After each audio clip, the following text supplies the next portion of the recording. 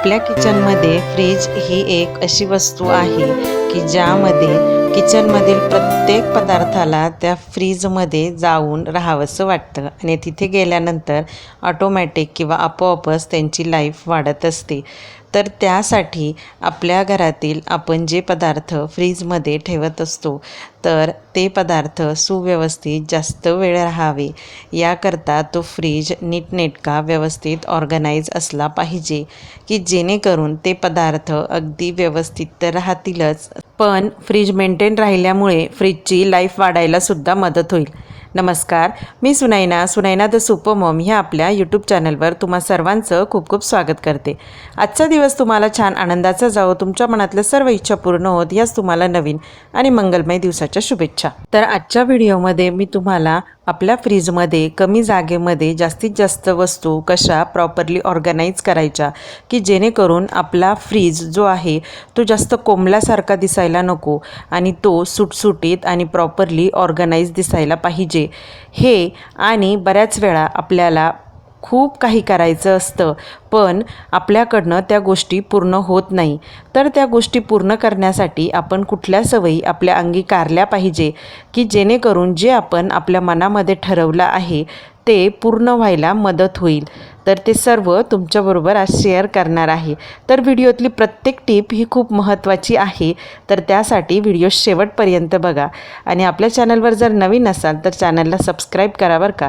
Video खूप छान होणार आहे, त्यासाठी व्हिडिओला एक लाईक करा। तर चला आपण आपल्या व्हिडिओला सुरुवात करू। फ्रीजचं ऑर्गनायझेशन करताना सगळ्यात महत्त्वाची गोष्ट लक्षात ठेवायची ती म्हणजे जेव्हा आपण फ्रीजमध्ये काही गोष्टी ऑर्गनाइज करणार तेव्हा त्याचं वर्गीकरण करायचं। म्हणजे नेमकं आपल्याला या फ्रीजमध्ये काय काय ठेवायचं आहे। जसं की मी माझ्या फ्रीजमध्ये पीठ ठेवत असते, बाजरीचं आणि ज्वारीचं पीठ, त्यानंतर रवा बेसन पीठ ठेवत असते आणि भाजीपाला ठेवत असते, दूध आपण रात्रीच्या वेळी ठेवत असतो, खोबरं ठेवत असते। तर ह्या गोष्टी आपल्याला कशा पद्धतीने मांडता येईल याचं गणित आपल्या डोक्यामध्ये सगळ्यात पहिले फिक्स करायचं। जर आपण प्रॉपर नियोजन जर केलं ना तर गोष्टी आपल्याला व्यवस्थित मांडता येतात। तर त्यासाठी एक पूर्णपणे फ्रीजच्या डोअरची शेल्फ तो मी माझ्या कडधान्यांना दिलेला आहे। त्यानंतर फ्रीजचं जे ड्रॉवर असतं त्या ड्रॉवरमध्ये मी रवा, तर बाजरीचं आणि ज्वारीचं पीठ आणि कढीपत्ता जो आपला असतो तर तो मी तिथे ठेवत असते। आणि बाकीच्या ज्या काही भाज्या आहे त्या माझ्याजवळ ऑर्गनायझर आहे, त्या ऑर्गनायझरमध्ये जेवढ्या भाज्या मावतील तेवढ्याच भाज्या मी बाजारातून आणते। जास्तीत जास्त हाच माझा प्रयत्न असतो की फ्रीज हा ओव्हरफ्लो व्हायला नको किंवा जास्त गोष्टी त्याच्यामध्ये कोंबल्यासारखं व्हायला नको। कारण काय होतं मग त्या वस्तू व्यवस्थित त्या फ्रीजमध्ये जर आपण ठेवल्या नाही तर त्या मेंटेन राहत नाही आणि लवकर खराबसुद्धा होतात। त्यासाठी जेवढे ऑर्गनायझर आहे तेवढ्याच भाज्या मी भरते की जेणेकरून त्या भाज्या एक आठवडाभर मला पूर्णपणे व्यवस्थित जाण्यास मदत होते आणि त्यामुळे माझे पैसेसुद्धा वाचायला मदत होत असते। आता वन बाय वन मी त्या वस्तू ठेवणार आहे। तर फ्रीजचा जो डोअर आहे त्या डोअरमध्ये ज्या काही छोट्या बरण्या असतात जसं की आपला सोडा झालं, त्यानंतर हिंग झालं, त्यानंतर ओवा असतो, आपण काही अंडे वगैरे ठेवत असतो, काही औषधं असतात, तर ह्या गोष्टी त्याच्या बरोबर पद्धतीने एक ग्रुप करून मी त्या पद्धतीने ऑर्गनाइज करते की जेणेकरून माझा हात तिथे बरोबर जाईल किंवा ज्या गोष्टींची मला जिथून घेण्याची सवय आहे त्याप्रमाणे मी व्यवस्थित ऑर्गनाइज करून ठेवते की ज्या गोष्टी डोळ्यांच्या लेवलला पाहिजे त्या गोष्टी तिथे असल्याच पाहिजे। त्यानंतर एक पूर्ण माझ्या फ्रीजच्या डोअरचा जो कप्पा आहे तिथे मी व्यवस्थित सगळे मसाले ऑर्गनाइज करून ठेवत असते। बऱ्याच वेळा आपण मसाल्यांचे पॅकेट्स आणत असतो तर ते पॅकेट्स तिथे डोअरमध्ये एका शेल्फमध्ये व्यवस्थित ऑर्गनाइज करून ठेवते की जेव्हा मला जो मसाला लागेल तर त्यावेळेस फक्त त्या शेल्फमध्ये ते मसाले शोधायचे आणि जो मसाला पाहिजे तो मसाला तिथून घ्यायचा आणि त्याचा उपयोग भाजीसाठी करायचा। असं वस्तूंचं ग्रुप वाईज ऑर्गनायझेशन केल्यामुळे फ्रीज हा सुटसुटीत राहायला मदत होते। आणि दुसरी गोष्ट म्हणजे आपल्याला जी वस्तू पाहिजे ती वस्तू पटकन मिळते। जर आपण जास्त ओव्हरफ्लो फ्रीज केला तर वस्तू पण आपल्याला मिळत नाही आणि वस्तूसुद्धा त्या फ्रीजमध्ये मेंटेन राहत नाही, लवकर खराब होतात आणि मग आपलं वेळ आणि पैसा दोन्ही गोष्टी वाया जात असतात. ते होऊ नये याकरता अशा पद्धतीने प्रॉपर फ्रीज ऑर्गनाइज केला पाहिजे. तर कालच्या व्हिडिओमध्ये बघा मी तुम्हाला सांगितलेलं होते, जर कालचा व्हिडिओ बघितला नसेल तर नक्की बघा, की फ्रीज क्लिनिंग मला करायची होती, पण कधी सुरुवात करू हे माझ्या मनामध्ये फिक्स नव्हतं. पण मला करायची होती हे माझ्या मनामध्ये ठाम निश्चय होता. त्यामुळे कुठल्या पण गोष्टीचा जेव्हा आपल्या मनामध्ये ठाम आपण निश्चय करतो तर ती गोष्ट पूर्ण करण्यासाठी आपलं मन तयार राहतं.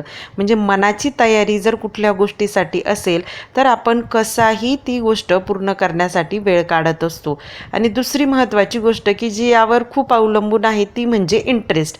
कुठल्याही गोष्टीचा जर आपल्याला इंटरेस्ट वाढत असेल तर ती गोष्ट करायचा आपल्याला कधीच कंटाळा येत नाही किंवा ती गोष्ट करण्यासाठी आपण सतत प्रयत्नशील असतो. कधी कधी एखादी गोष्ट करताना आपण डिमोटिवेटेड होऊन जातो. खूप सारे अडथळे येतात, खूप साऱ्या अडचणी येत असतात, पण त्या अडचणींवर मात करायचा आता कसा करायचा ते म्हणजे तिसरा पॉईंट जो आहे ते म्हणजे डोक्यातून निगेटिव्हिटी काढायची.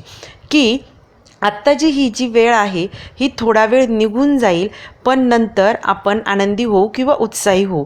किंवा मनामध्ये ना एक महत्त्वाची गोष्ट असते की सुरुवातीला ना कुठलं पण काम करण्या अगोदर आपल्याला त्या कामाचं कधी कधी दडपण येतं किंवा बोदरेशन वाटतं. तर ते काम जेव्हा आपण हळूहळू सुरुवात करतो ना करायला, तर त्यावेळी ना जसजसं ते काम पूर्ण होतं ना तसतसं त्या गोष्टीमध्ये किंवा ते काम करायला आपल्याला आनंद किंवा हुरूप वाढत जातो. कारण ती गोष्ट पूर्ण व्हायला सुरुवात होत असते. किंवा कधी कधी एखादं आपण म्हणतो ना काम जसं जसं सोपं होत चालतं तसतसं ते काम करायला आपल्याला खूप सारा आनंद होत चालतो. तर त्यासाठी कुठल्या पण गोष्टीची सुरुवात करणं खूप गरजेचं असतं. आता सुरुवात करायची कुठल्याही गोष्टीची तर त्यासाठी ना आपण प्रॉपरली कामाचं नियोजन केलं पाहिजे. तर ही झाला फोर्थ पॉईंट. तर नियोजन करताना जेव्हा आपण एखाद्या गोष्टीला टाईम देऊ आणि प्रॉपर त्या वेळेमध्ये ते काम करण्याचा प्रयत्न करू ना, तर त्यावेळेस एक काम पूर्ण झालं तर दुसरं काम आपण सुरू करू शकू. नाहीतर काय होतं, एक काम जर आपलं पूर्ण होतच नसेल तर त्यामुळे सुद्धा आपल्यामध्ये एनर्जी राहत नाही दुसरं काम करण्यासाठी. कारण काय होतं, एकच काम केवळ रेंगाळत चालतं आणि दुसऱ्या कामाला आपल्याला फुरसतच मिळत नाही. त्यामुळे ते काम आपलं स्टार्ट होत नाही. म्हणजे एकाच कामामध्ये आपण केवळ पण गुंगून राहिलो तर दुसरं काम करायला आपल्याला वेळ मिळत नाही. आणि जेव्हा आपल्याला वेळ मिळतो त्यावेळेस पहिल्या कामामुळे आपण खूप सारं थकलेलो असतो. त्यामुळे दुसऱ्या कामाची आपल्याकडनं स्टार्टच होत नाही आणि मग आपणच आपल्याला विचार करत असतो की हे काम माझ्याकडनं का पूर्ण होत नाही. त्यासाठी कुठलंही काम आपण टाईम बाउंड केलं पाहिजे, थोडंसं नियोजनाने केलं पाहिजे. म्हणजे आपोआपच कुठल्याही गोष्टीची सुरुवात केली की हळूहळू आपल्याला इंटरेस्ट तयार होत असतो. आणि एखादं काम आपल्याला करायचंच आहे आणि ते काम आपल्याला करावंच लागणार आहे किंवा ते काम जर आपल्याकडनं चुकणारच नाही आहे तर ते काम एकदाचं केलेलं बरं नाही का. म्हणून ती गोष्ट किंवा ते काम रेंगाळत ठेवायचं आणि मग उशिराने जर आपण त्या कामाला सुरुवात केली तर मग ते काम उशिरानेच संपतं आणि मग आपल्याला असं वाटतं की उगाचच मी तो टाईम स्पेंड केला किंवा वाया घालवला. त्यापेक्षा वाया न घालवता मी जर खूप आधीच सुरुवात केली असती तर इतक्या वेळामध्ये हे काम संपून मी थोडा वेळ आराम केला असता.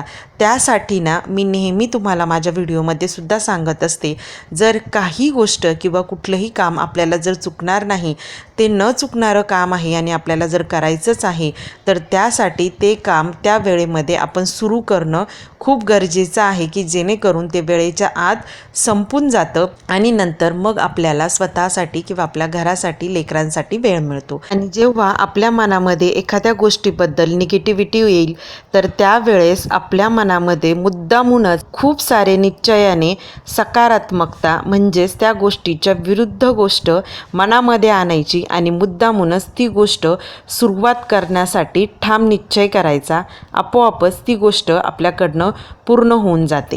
तर बघा, अशा पद्धतीने बोलता बोलता माझं संपूर्ण फ्रीज ऑर्गनायझेशन झालेलं आहे. व्यवस्थित सुटसुटीत आणि ऑर्गनाइज फ्रीज केलेला आहे. तर तुम्हाला व्हिडिओ कसा वाटला आणि आजपासून कुठलंच काम रेंगाळत न ठेवता तुम्ही ही कामांना सुरुवात करणार आहात ते मला तुम्हाला कमेंटमध्ये सांगायचं आहे. तर व्हिडिओ इथेच थांबवते. पुन्हा भेटू एका नवीन व्हिडिओमध्ये. तोपर्यंत बाय बाय, टेक केअर.